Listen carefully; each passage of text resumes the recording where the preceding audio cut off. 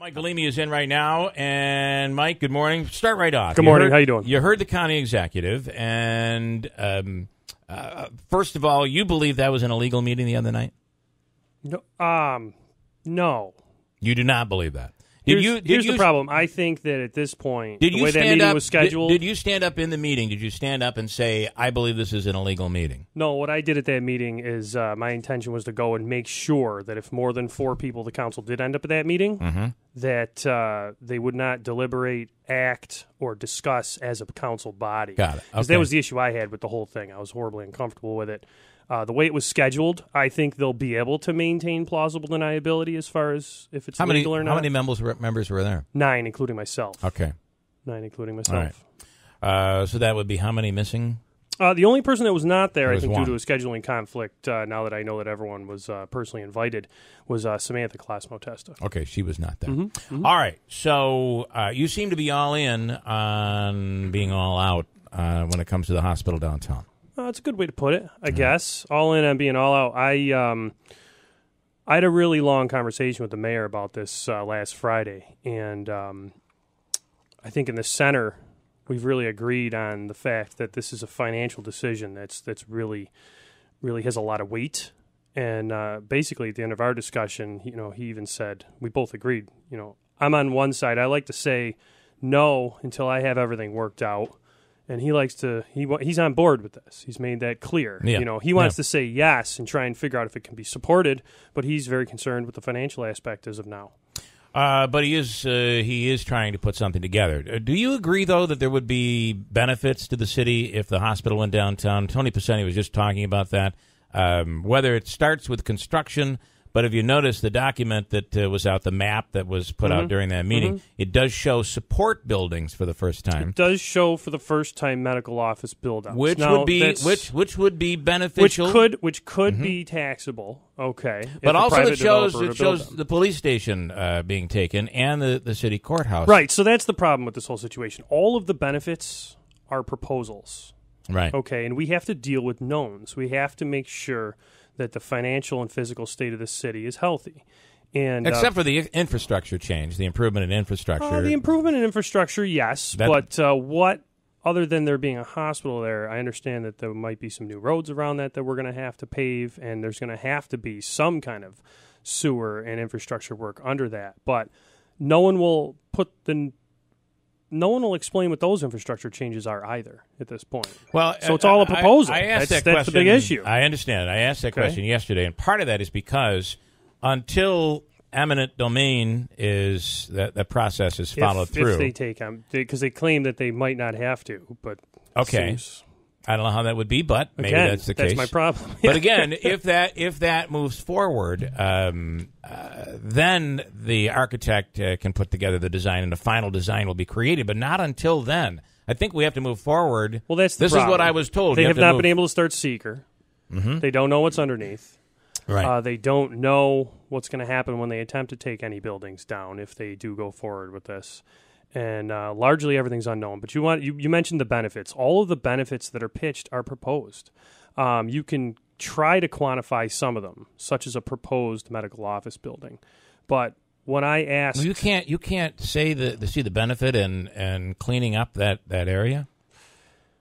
Well, are you talking financial again? I'm talking financial. And it's not a proposal that you'll have how many construction workers and construction going on. Yes, for 2 years there's going to be construction going on. There is. That's more than a proposal. Sure. If the proposal goes through, that stuff is going to happen. But after the construction settles, the financial monies that would come in due to sales tax or whatever may be garnered from construction would go away. And we have to think about what the actual steady state of the city is going to be after this. The steady state financial condition of the budget, how money's coming in, how money's going out. Now, one of the things that people absolutely refuse, and actually haven't even refused, is the police garage and the potential of the police station moving. Now, I've asked that, okay? Why is that not worked into the actual pro and con, or the actual net revenue, net loss of the city having this go downtown? And I was told that it wasn't part of the project. Now, I don't understand how we're being asked to fund portions of this, but we're also not allowed to consider the fact that may be a cost due to this going downtown. So I think these questions like how do we pay for a new police station? Right. Things like that. Mm-hmm. If you ask anybody at the police department, most of them will tell you that police department is in terrible shape and needs.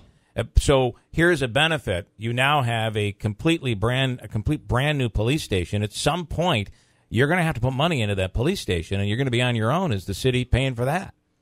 Apparently, we're going to be on our own anyways. That's the problem. I understand, but you'd be paid for the building.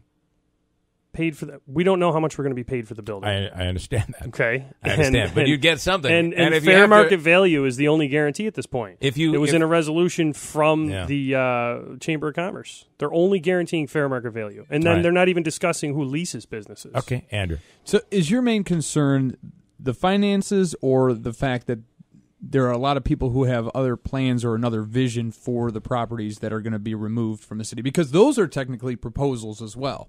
Right. Where there's no guarantee. Without $600 million. It's all tied together. It's all tied together because you need to realize that one of the funding sources in the current spreadsheet for the hospital project is a $10 million grant from Empire State Development. I mean, just point blank, one of the things I wanted to do was propose that we apply for the DRI. Well, that DRI money is in the proposal for this. Okay, there were other avenues. The government as a whole, all of our leaders have obviously moved forward with this proposal, but I don't agree with the fact that the reason this should be done is to clean up an area. There's been a lot of things said, especially on this station. Okay, I think it may have been Assemblyman Brindisi who said, where were they 30 years ago, referring to the people down there. Okay, well, they were paying taxes. They were running their business. And I'm of the stance that in this country, it's not part of your life to look over the shoulder to figure out when the government's going to try and take your stuff because it's ugly. Okay? Right. So that whole argument that the area is not nice looking and it needs to be cleaned up needs to be weighed against the fact that the city Do you feel the really city turned around Varick Street, Bagg Square, Franklin Square, Genesee Street by doing simple things that just encourage such participation from our entire community, even the suburban community, that turned over the last decade the city around. What type of business is you don't feel that the city has the right to look at a blighted area and do something about it? I mean, why do we have a codes department? Oh, I think they do. Yes. So if the city is looking at this and the county is looking at this and saying this in one clean swoop would residents completely of that business district invest in infrastructure there, invest in getting rid of blight and completely retransforming that downtown area, that is a part of city government. The regional project is to do that. And as a city representative, I want to represent the taxpayers that are there and that have been paying taxes. All right. Okay. Even if you convinced every business owner to leave that area, I would still question the leadership in our community as to why they would move that many businesses without a potential or definite plan on how they will move, where they will go, and how they will stay in the city. So, but isn't that the city's responsibility? Isn't that your responsibility to put together a program that would assist those businesses? Because you want to keep them in Utica. And that's I always ask the question, what are we building and why? Who's building this hospital? Mohawk Valley Health Systems is building this hospital. They're a private corporation. That's why we've had very little information up to this point, and that's why I think they still think to this day it's acceptable to have a lot of private meetings regarding this. Well, only a small portion of this money is coming from Mohawk Valley Health Systems, and now it's being put on all of the governmental entities to deal with all these things. Are you saying that they're not responsible for $300 million of it, $350 million? The taxpayers are responsible for that. The hospital's putting forth $150 million. Okay. They are the stewards of this money that's coming from the taxpayers. And if you're asking about those business owners, I think they should have been dealt with first. Because we've been told that $300 million or plus is coming from the hospital. Well, they have to raise that money. However they raise that money, it's their responsibility. And you're saying that that's not true? It's only $150 million? They've got $150 million in financing and $23.5 million in fundraising that they're planning on. So if you're saying $300 million, that's not. That adds up to about $180 million. But that's not. Then why are we told that they have to come up with $300 million? Now, that doesn't involve taxes. Well, look. For 2.5 years, people say this is a done deal. Well, now all of a sudden it's not a done deal because of the parking garage. Well, is the next not done deal going to be because you're saying $300 million and on a spreadsheet the hospital gave me a couple weeks ago it says $180 million? Like how many unanswered questions are we going to be allowed to move forward with before we spend 6 years shifting around some of the largest employers in our community using tax dollars? Okay. If I can just say quickly, 180 was the number that when we had the CEOs in, that was the number that they gave us that they were responsible for raising for the hospital. I don't know about any other ancillary costs.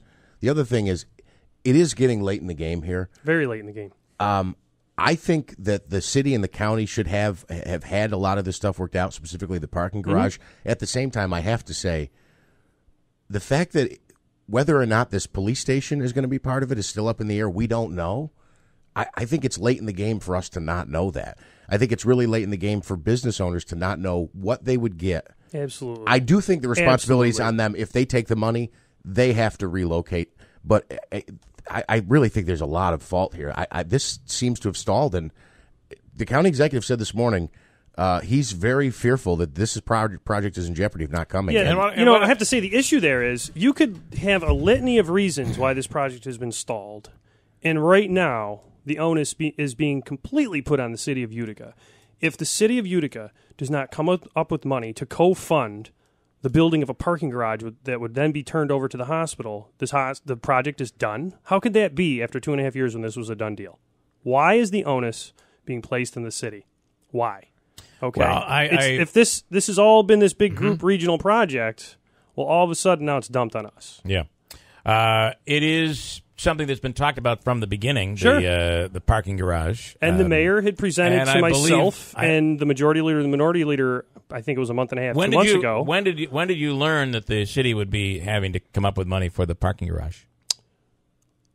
About a month and a half ago. 2 months ago, the mayor met with myself, the majority leader, and the minority leader of the council. He presented numbers to us that he was attempting to negotiate. I then presented those numbers the following council meeting to the entire body of the council. So we knew something was coming down the pike. And I presented those numbers with the statement that we need to be concerned with this. We need to start doing the math on all the other ancillary projects that they're not letting us consider in our budget. They just want to be selective. Oh, well, you just have to worry about the parking garages. Well, we also have to worry about all of the other things that might go on in the city because we're the city of Utica. I understand this is a regional project, but we have a budget. We have people. We have taxpayers to think of. Are you prepared to see this go away? Or do you feel that digging... Because you're right now, you're against it going downtown. No, here's the thing, okay? As an elected representative, I have to be prepared for whatever happens, okay? If this does go away... I do have something I would like to push. If this goes forward, I'm going to continue to make sure that we put the city's financial and physical future first because we're the representatives of the city of Utica. The county executive today said that he is not going to allow this to go away the way AMS went away. Do you feel there is support on the council? Are you in the minority on the council as being anti-hospital? I think a big difference between that and AMS is that the hospital is here now, and AMS was just a story. Okay? So you're okay with no new hospital? Look, whatever happens that comes out of this, I have to help move the city forward because. Will you help try to figure out a way to fund the parking garage? I'm going to have to. Are you going to work in the other direction and campaign against this? I'm not going to campaign against this. If my colleagues are going to come together at some point and discuss this parking garage, I am going to push all the issues I keep pushing. I'm going to push the fact that the police garage has to be considered. The police station has to be considered. All of this must be considered. We also have to consider the fact that if we rebuild our parking garages now and fill them, that we would have revenue coming in on our own as well. We have to consider the full picture ourselves because what's going on right now is the people who want this are giving us numbers that they want us to see. So you think they're fudging the numbers? They're not fudging them. They're just leaving stuff out. What are they leaving out? Well, police garage, okay, police facility. They're also swaying all of the benefits in one complete direction. So you want everything laid out before you agree to pay for the parking garage? Yeah, I think before we commit tax dollars, that's kind of a necessity. Okay. Yeah. And how much would be paid for the police station? How much you'd receive from the courthouse? If the courthouse were to how go? are we supposed the to repair plan, facility? Yeah, how are we supposed to plan future bonding, future payments for bonds? Because as I understand it now, the county would be bonding, and the city would have to contribute to the payments. Right. Okay. So we don't know. Okay, everything's always in flux. Sales tax, the property tax could be in flux. You mentioned those medical office build-outs. They're not considering the fact that those developers might get a pilot. The reason they're not considering that is because they told us, well, you don't have to give them a pilot. Well, then how do we know they're going to build those medical office buildings? I don't have a crystal ball. Yeah. They're making us put definites forward while they can just say this might happen. It's inappropriate when committing tax dollars. Okay. It's going to be interesting to see if this whole thing falls to pieces, and it is at least what they're telling us, and I talked to several people yesterday, that it's close. It is close. Yeah. It's very close. And that if it doesn't go downtown, that there will be no hospital. Yeah, but, one thing I'd like to say, if this project does fall apart, I refuse to let this fall on the backs of the mayor or the council. Okay, this has been a huge project. The stewards of this project have been Mohawk Valley Edge and Mohawk Valley Health Systems. Okay, if this project falls apart, it is not the city's fault. This might be the last piece that they're trying to throw together, but that's the issue. This whole time they've been trying to throw this together. In other words, it would be whose fault? Edge and Mohawk Valley Health Systems. Well, they're the stewards of this project. Okay. Yeah. All right, Mike Galime, I appreciate it. I had to reverse that a little to find out what you were saying. Yeah, but, I know. Sorry about that. That is what you were saying. I am being direct, though. Yeah. I think you are. Yes. I think you are. All right, Mike Galime, it would be awesome if we could talk to the mayor and get the mayor's take on this. And I promise I would not bring up Chief Brooks, but I would love to get the mayor's take. I think that at this point in this project, it is very crucial for the mayor to come out publicly as well as behind closed doors to let us know what he has in store when it comes to leadership here. Hopefully we'll talk to him.